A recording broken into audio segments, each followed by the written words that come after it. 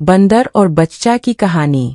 हरे भरे जंगल के किनारे एक छोटा सा गांव बसा हुआ था। गांव के लोग मेहनती और खुशमिजाज थे। बच्चे दिन भर खेतों और आम के बगीचों में खेला करते थे।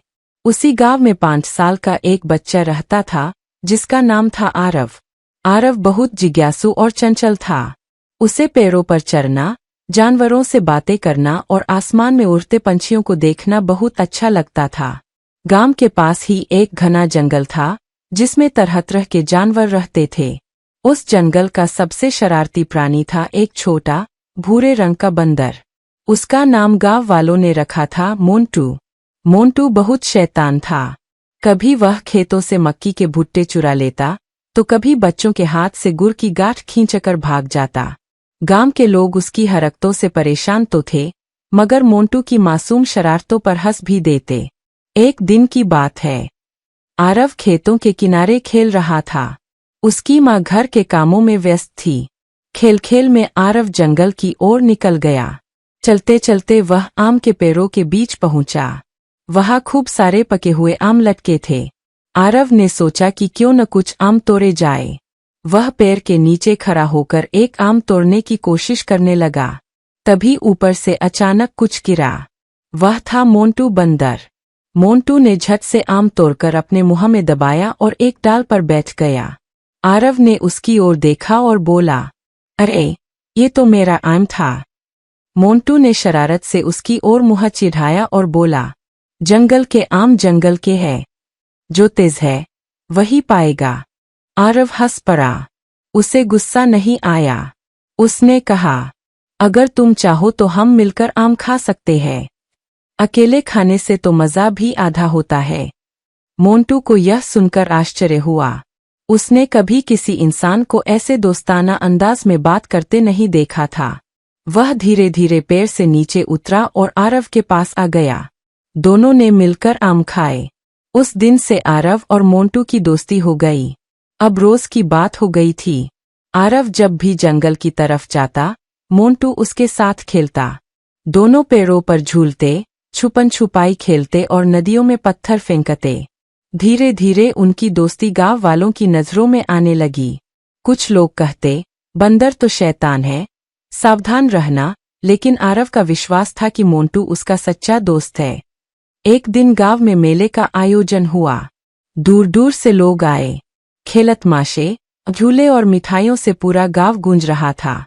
आरव भी अपनी माँ के साथ मेला देखने पहुंचा। भीड़ बहुत थी। खेलते खेलते आरव माँ का हाथ छोड़ बैठा और भीड़ में कहीं खो गया। उसे रोना आने लगा। चारों तरफ अजनबी चेहरे थे। तभी पास के पेड़ पर बैठा मोंटू उसे देख रहा था। मोंटू ने तुरंत पेड़ से छलांग लगाई और आरव के कंधे पर आ बैठा।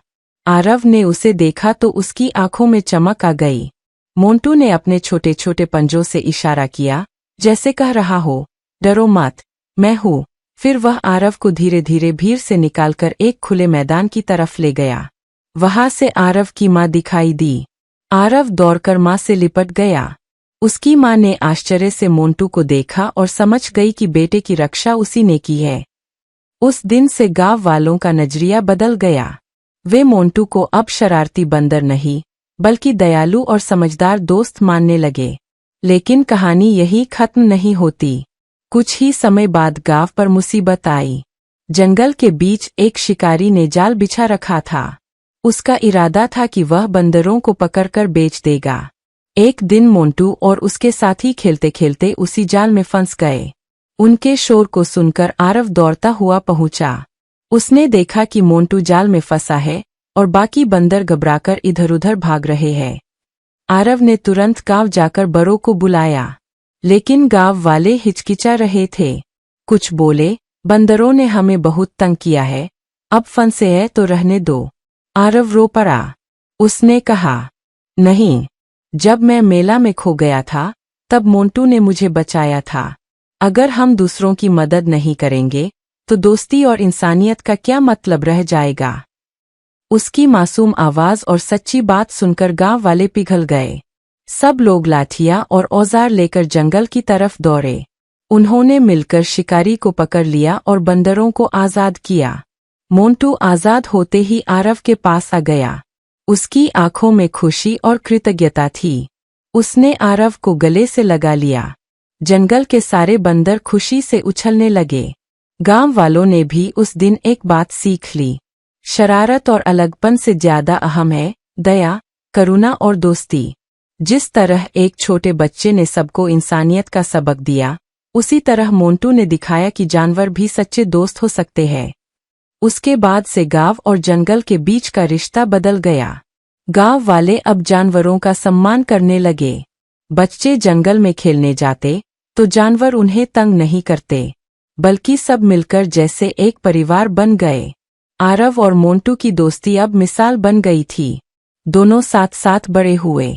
आरव इंसानों के बीच रहकर भी जंगल से जुड़ा रहा और मोंटू जंगल में रहकर भी इंसानों से जुड़ा रहा।